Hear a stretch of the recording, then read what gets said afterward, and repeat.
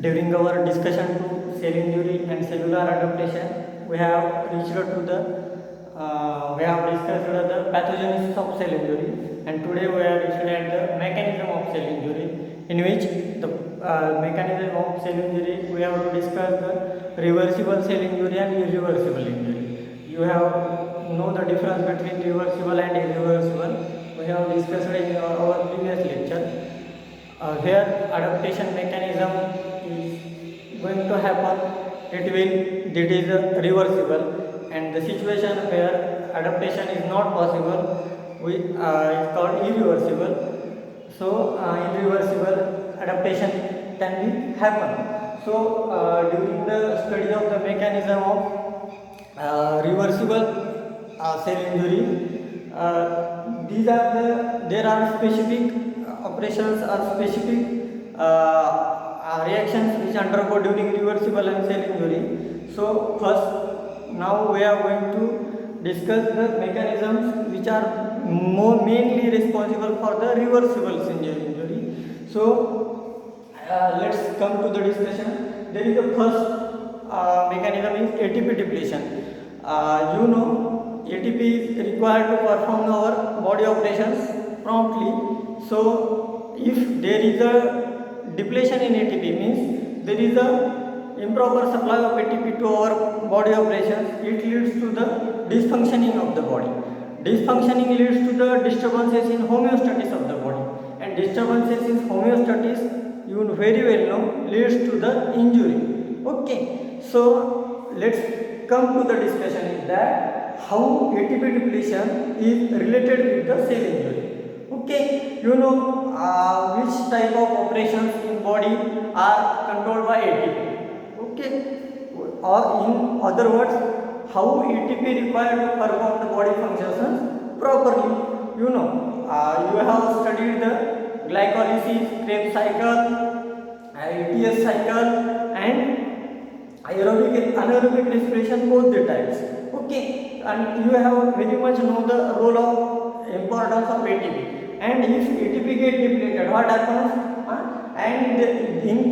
During study of the membrane damage, there are some pumps which regulates the membrane activity of our body performance.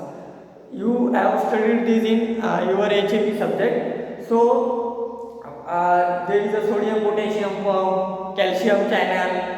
Okay, there are number of receptors which are related with that pumps, and these pumps and receptors function our body systems, and our reflex actions are correlated with the receptor effector mechanism. We have discussed in CNS, okay, in HAP. So if there is a depletion in ATP, it leads to the depletion in activity of sodium and potassium pump. How sodium and potassium pump is important for our body. I have discovered influx and efflux. What influx and efflux mean? To come, or there is a channel, there is ions which comes into our body, we call it influx, and influx is where ions go out of our body or body cell, it calls reflex of the body. Sodium potassium pump is regulation of our homeostasis require regulation in our any performance or any mechanism or physiological mechanism of our body. So there is a depletion in ATP, decrease in activities of sodium potassium pump, which leads to the sodium into the cell, and if sodium ions are means concentrated ions are in body, then means the definition of osmosis, the water is flow from low concentration to high concentration, it leads to the incoming of the water in body, it leads to the cell swelling, and after cell swelling it leads to the cell bursting, and this is the mechanism of cell injury we have studied completely. Okay, so how depletion of ATP is related with the cell injury we have discussed. What are the membrane transport, protein synthesis, ribozyme, the membrane transporters, diffusion, pinocytosis, okay, and osmosis. These are the different types: active transport, passive transport. Okay, these are the types of membrane transport. They are to perform membrane transports properly, we require the ATP. It gets disturbed when there is a depletion in ATP. Okay, and most important is decarburization, acylation. You know, the second phase, that is glycolysis to Krebs and oxidative phosphorylation. When we enter in aerobic reaction, there is a cycle oxidative phosphorylation. Okay, so and you know the ATP is required for the oxidative phosphorylation properly. Okay, so if there is a disturbances in oxidative phosphorylation, it leads to the disturbances in aerobic respiration, due to which we have get depleted in ATP, and it leads to the, if ATP get depleted, it leads to the cell injury. Okay, next is the let's come to the cell parts, that is dilation of endoplasmic reticulum.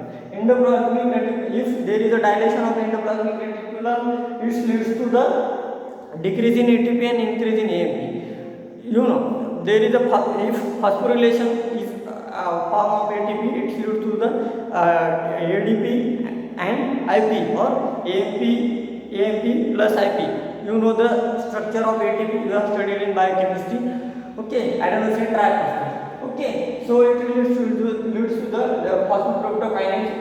You know the glucose to fructose and fructose to fructose 1,6 phosphate. There is an enzyme phosphofructokinase, and it affects is found on that enzyme. It leads to the disturbances in glycolysis cycle. Okay, and if there is a decreased level of glucose is happen, if phosphofructokinase is disabled, there is a decreased level of glucose, and it leads to the entration of anaerobic respiration. Due to anaerobic respiration, there is a acidosis, lactic acid formation is formed. It leads to the acidosis of body. Due to this, there is a decrease in acidosis, means there is a decrease in pH of the body, and if there is a decrease in pH happen, it leads to the dysfunction of various enzymes which are in our body. Due to this, proteases, phosphatases, and ATPase, due to this dysfunctioning of our body form, and it leads to the cell injury. Okay, thank you.